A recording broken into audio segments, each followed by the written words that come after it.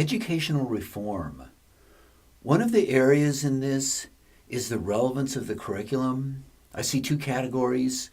Number one, does our educational curriculum prepare our students to function in the new economy? Does it prepare them for jobs?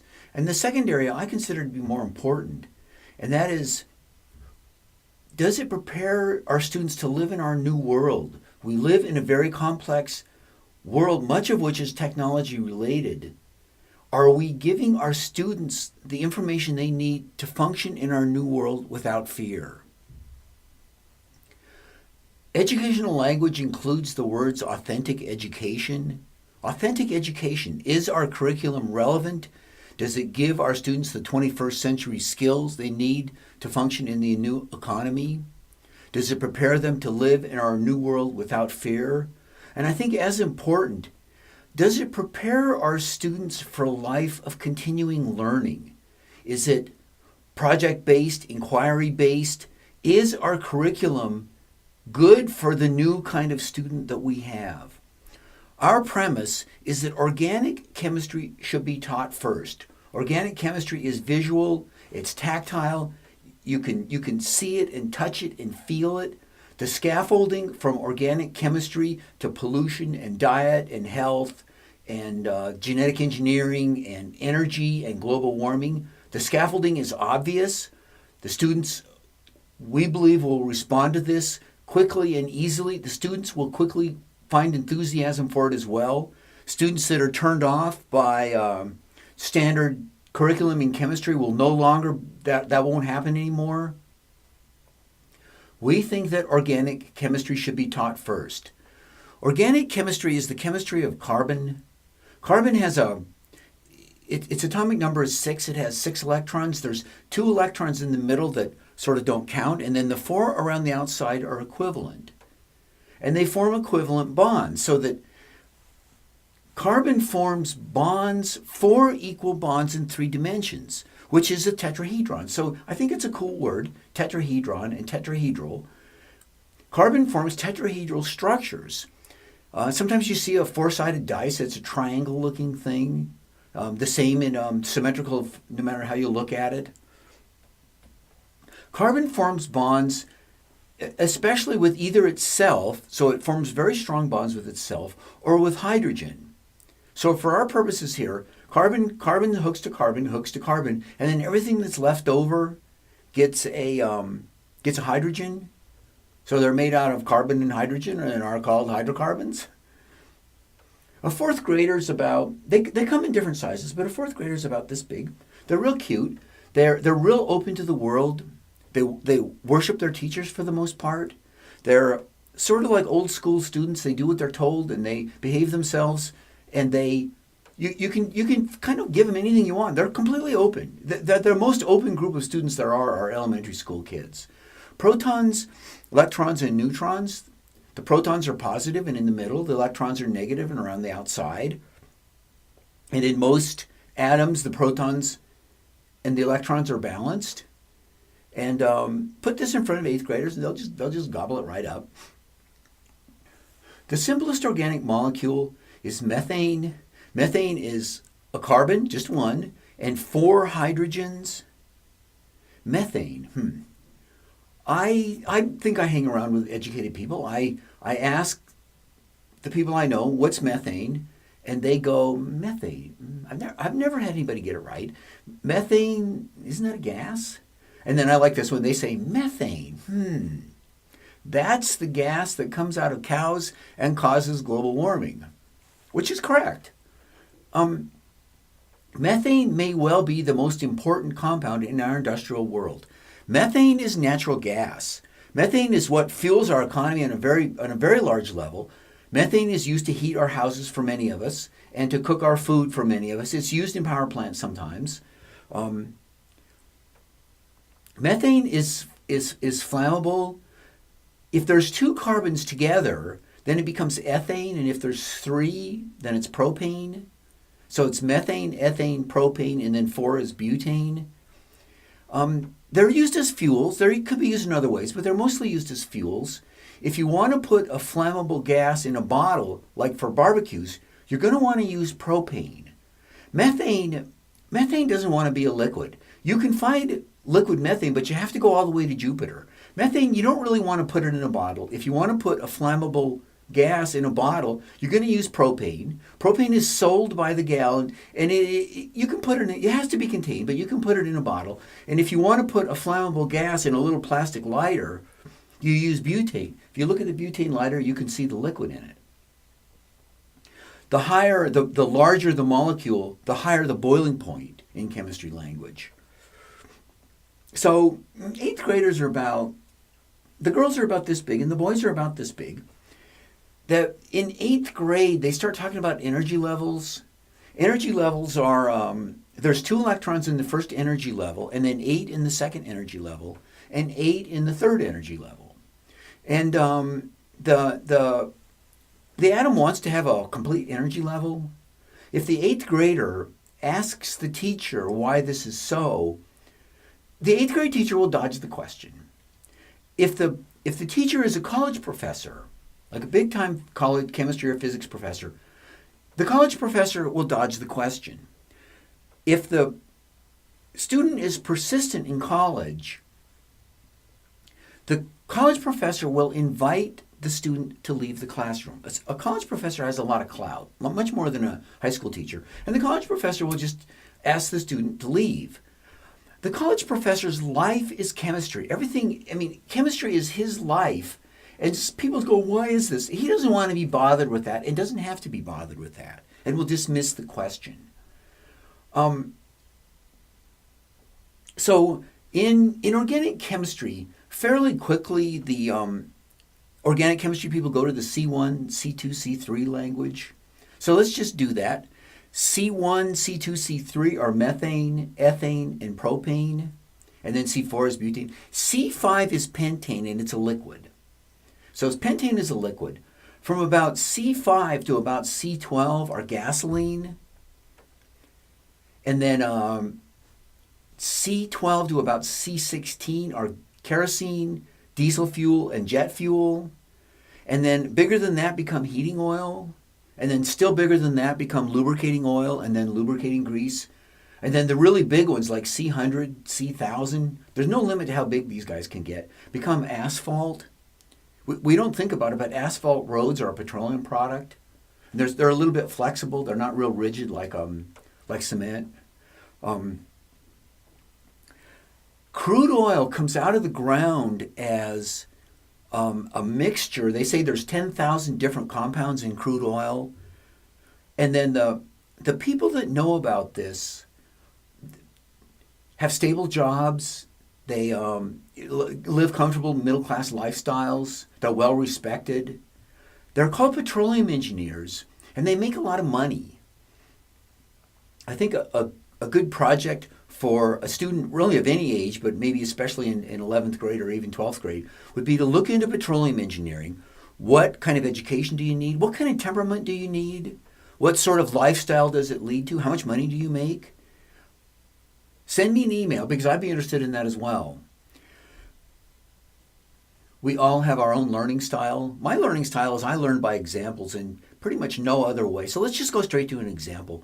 Fluorine has an atomic number of 9, which means it has 9 protons and 9 electrons. The 9 electrons go around the outside. The first 2 are in the first energy level and really don't count.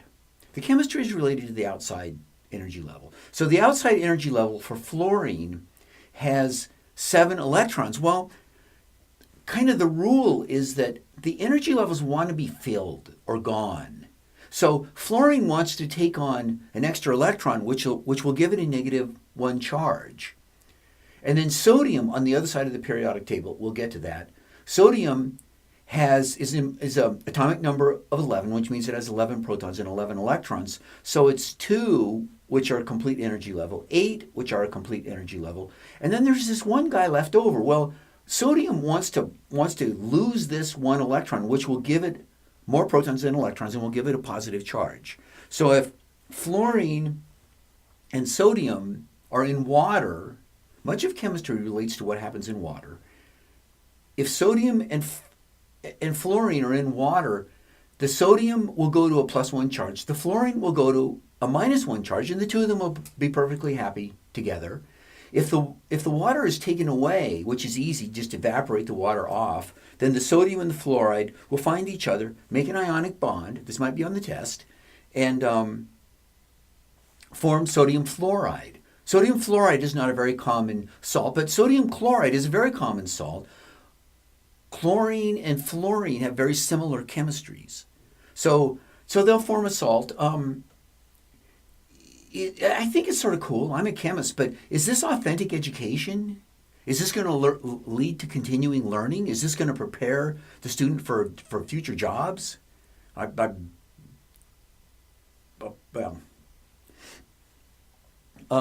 So methane, ethane, propane, and butane. Let's take one more step on this.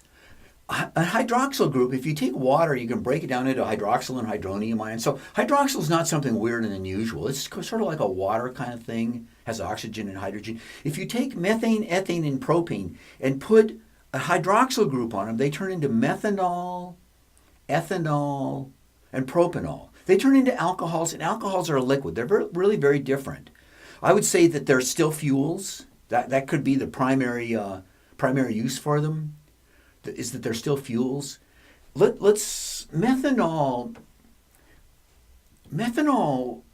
I think, goes back into the very earliest times in civilization. The course I'm prescribing, I haven't had the course myself, so I don't really know a whole lot about this stuff.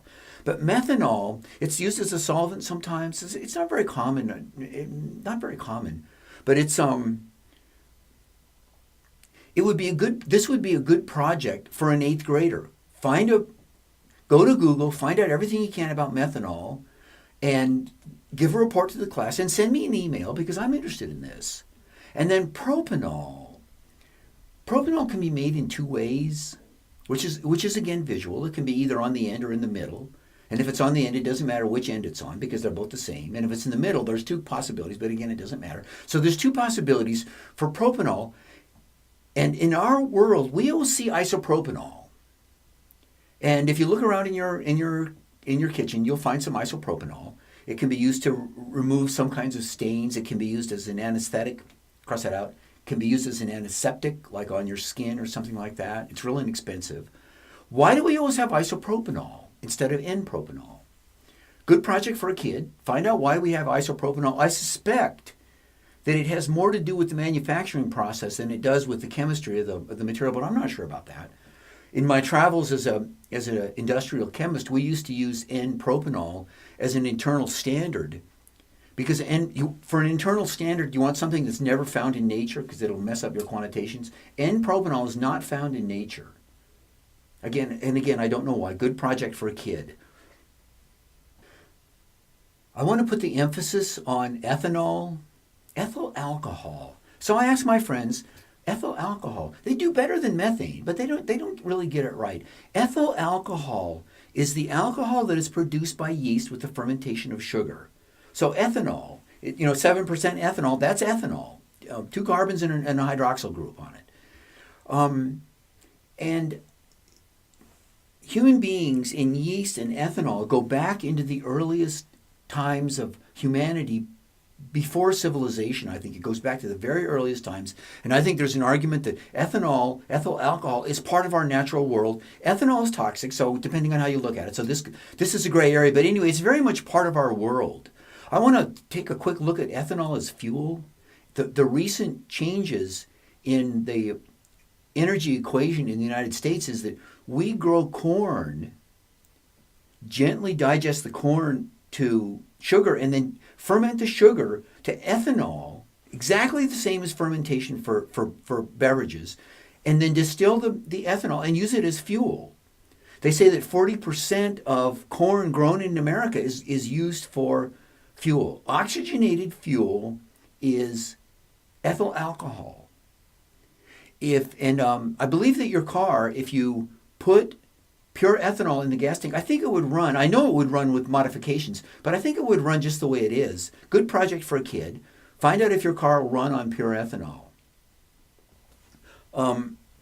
In about 1850, 1860, about the time of the American Civil War, the elements were beginning to be understood.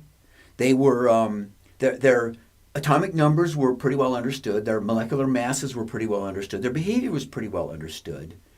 In 1867, a Russian chemist named Dmitry Mendeleev looked at the elements by order, by mass order, and realized that there was patterns in their behavior. And he put the patterns in columns and came up with a periodic table, which stands essentially intact to this day. The periodic table is pretty cool. The behaviors are in the columns. And in the leftmost column is the very leftmost column is sodium and potassium. Sodium and potassium have very similar chemistries. They want to lose one electron, so they want to go to a +1 charge. And then on the other side, the second one from the right are called the halogens. This will be on the test. And this is chlorine, fluorine, bromine, iodine, which want to form a -1 charge. So they have 7 electrons on the outside orbital and want to gain an electron. When they do, they will pick up a -1 charge. And they have very, very similar chemistries. And then the very rightmost column is the inert gases, which is perhaps the best column, because these are helium, neon, freon, xenon, krypton, not freon, but anyway, they're it's a very good the rightmost column is the very best column in the whole thing. And then hydrogen, sometimes they set that aside because it doesn't fit the patterns very well. If you go to a laboratory, probably anywhere in the world, you will find a periodic table of elements on the wall. The vendors of scientific supplies give them away, so it'll say Aldrich Scientific or PerkinElmer or VWR or something like that on it in big letters, and it's the monument to chemistry. The relevance of the periodic table to anything in chemistry is 0. And I want to emphasize it this way. It's not like, well, the periodic table is not very important. It really doesn't count as 0. It's a mathematical 0. The relevance of the periodic table is a mathematical 0, 0, 0, 0. There's no relevance to it whatsoever. Once in a great while, over the course of a career, a chemist will need a molecular weight. But that molecular weight, like you need a molecular weight for lactic acid, you're not going to get it off the periodic table. You're going to get it off a reference. The periodic table is about 30% of high school curriculum in chemistry. So is this going to prepare students for future jobs? Is it going to prepare them for a life of continuing learning? Is it going to prepare them for living in our new complex world? This is very clearly not authentic education. Let's take a look at the world around us. Pollution, for example. A raw sewage from a sewage treatment plant gets washed into the river during a big storm, or the Deepwater Horizon oil spill down in the Caribbean Ocean spills 200 million gallons of crude oil into the Caribbean Sea, or tetrachloroethylene is a common industrial solvent. It's a chlorinated hydrocarbon, completely artificial, probably not biodegradable. It's pretty commonly found in groundwater as a pollutant. It's heavier than water and tends to want to sink lower and lower and lower.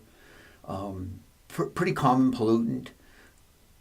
Coal-fired power plants run the waste from the burning of coal into these big ponds. These ponds have tens of thousands of tons of stuff in them. Like a 30-acre pond would be a pretty big one. One of these ponds, the dike breaks and the 4,000 tons of sludge go into a nearby river. A silver mine in Colorado, closed in 1910, has a little stream coming out of it. The nearby river has been poisoned for as long as anybody can remember. These pollution streams are very different, and the details are completely not the point here, but I think that we need to give our students the ammunition that if they wanted to understand this stuff, they could. And I think the ammunition to live in the world without fear. in nutrition, what's an omega-3 fatty acid? What's a trans fat? What's an omega-3 versus an omega-6 trans fats, polyunsaturated fats, partially hydrogenated vegetable oil? These are all visual images which are not difficult to, it's not difficult to make models. Good projects for kids. All of these are good projects for kids. The label says erythritol, potassium sorbate, monoglycerol, lecithin, riboflavin. Okay, one of those was a preservative and one of them was a vitamin. Which is which? What are the arguments for a vegetarian lifestyle? What's a complementary protein? What's gluten-free mean anyway? I just found this out. Gluten is a protein that's found only in wheat, and some people are allergic to it. Suddenly, genetically modified organisms are suddenly big questions about genetically modified organisms. What's up with that? And what are the arguments? Deoxyribonucleic acid is a complex organic compound, but it is within it's within the grasp of a seventh grader. It's a visual image. Organic chemistry is easy to complicate it, but there's no reason to. The scaffolding from organic chemistry to the world around us is obvious. And I think that organic chemistry is authentic education. If I have my way, by the time kids get to 11th grade, they know how to read the labels on the packages. They understand the importance of vaccinations. They understand. They know what biodiesel is, and they know how ethanol fits into the energy equation. And as 12th graders now, they're prepared to face the world without fear. As 12th graders now, they have the option of taking chemistry because they want to study chemistry. Chemistry, I used to be a chemistry teacher. Chemistry is the most awesome subject to teach. You can really stretch kids' minds with chemistry. It's the ultimate platform for higher level thinking. And I think there's arguments that chemistry is a great way to prepare people for the future. Prepare them to think and use their brains and enjoy using their brains. In 12th grade, people would have the option of studying chemistry with the same attitude that now sometimes people study Latin. They would take chemistry because they want to take chemistry. They're excited about chemistry and they want to take chemistry. And as a teacher, to have a classroom full of kids that are there because they want to be there and are excited about chemistry, that would be the ultimate in teaching. People for 900 years studied Latin, knowing that they could get jobs teaching Latin to the next generation. Is that what's going on in chemistry now? I think that might be a bit brutal, but I do think that there's arguments that we should rethink the way we teach chemistry. And thank you.